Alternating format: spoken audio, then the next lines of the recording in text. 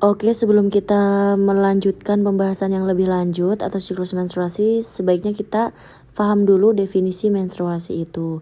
Nah, di sini menstruasi adalah keluarnya darah dari dalam uterus yang diakibatkan terlepasnya lapisan dinding rahim dan pelepasan endometrium yang terjadi setiap bulan.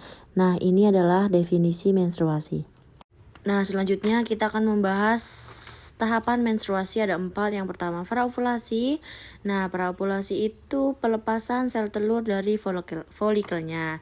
Nah, kalau ada yang belum tahu folikel itu apa, nah di dalam ovarium itu ada bulatan-bulatan yang disebut folikel ya. Kemudian di dalam bulatan itu namanya folikel. Nah, di dalam folikel ada calon ovum. Nah, folikel ini yang berfungsi untuk melindungi calon ovum. Nah, ketika folikelnya sudah matang ya sudah lepas seperti itu. Nah, praovulasi itu sebelum lepasnya ovum ya teman-teman. Kemudian untuk yang kedua ada ovulasi. Ovulasi itu sudah lepas berarti ya. Kemudian pasca ovulasi setelah lepas, kemudian ada nomor 4 peluruhan atau disebut menstruasi.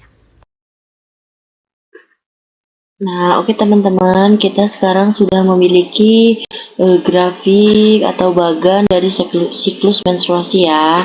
Nah, di sini kita langsung akan menjelaskan. Nah, ini yang tadi sebelum kita masuk ke sini kita mau menjelaskan ini tadi ya. Praovulasi, ovulasi, pasca praovulasi, kemudian menstruasi.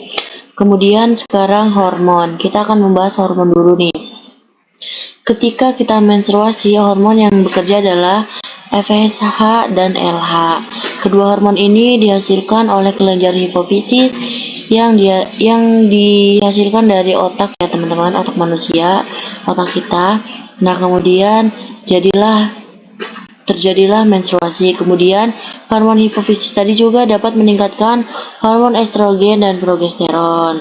Oke, sudah paham ya untuk mengenai hormon. Hormon yang bekerja adalah saat menstruasi LH dan FSH. Kemudian sekarang siklus ovarium. Nah, di sini ada folikel primer. Folikel primer itu ya ini yang masih kecil-kecil ini. Nah, ini yang besar ini folikelnya. Kemudian yang kecil ini ada calon ovum.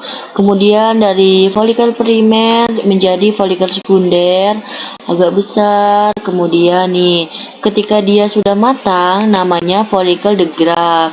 Nah, ini folikel de Graaff ketika sudah matang lepas dan menjadi corpus luteum. Ketika corpus luteum ini tidak dibuahi, jadilah dia corpus albicans. Nah, ini kan meluruh gitu, lepas, matang atau mati. Dia akan mati dengan sendirinya secara perlahan-lahan, ya kan? Nah, kemudian ketika sudah mati ini nanti akan balik lagi memperbarui menjadi folikel primer lagi, balik lagi. Selama kita masih haid nanti akan balik lagi diperbarui, nanti kesini lagi, nanti balik lagi. Seperti itu ya. Nah, ini untuk siklus menstruasinya. Nah, ini ada dinding rahim yang menebal kan, kemudian menipis.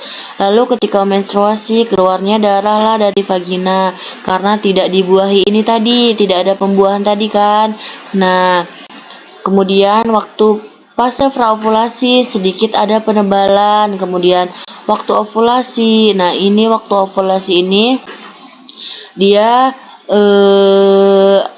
terdapat rongga yang sangat panjang ini. Nah, ketika dibuahi nanti ovumnya akan menempel di dinding rahim. Nah, ketika tidak dibuahi nanti akan masuk ke tuba, tidak meluruh.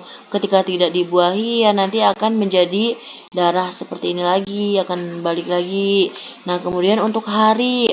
Nah, siklus menstruasi ini paling normal adalah 1 sampai 5 atau yang paling umum terjadi biasanya 1 sampai 7 ya. Kemudian fase praovulasi dari tanggal 7, 12. Nah, ketika ovulasi ini tanggal 4 hari ke-14 setelah menstruasi. Nah, kemudian pasca ovulasi ya tanggal 28 ini nanti balik lagi haid lagi, nanti balik lagi. Nah, seperti itu ya untuk membaca tabel siklus menstruasi. Oke, teman-teman.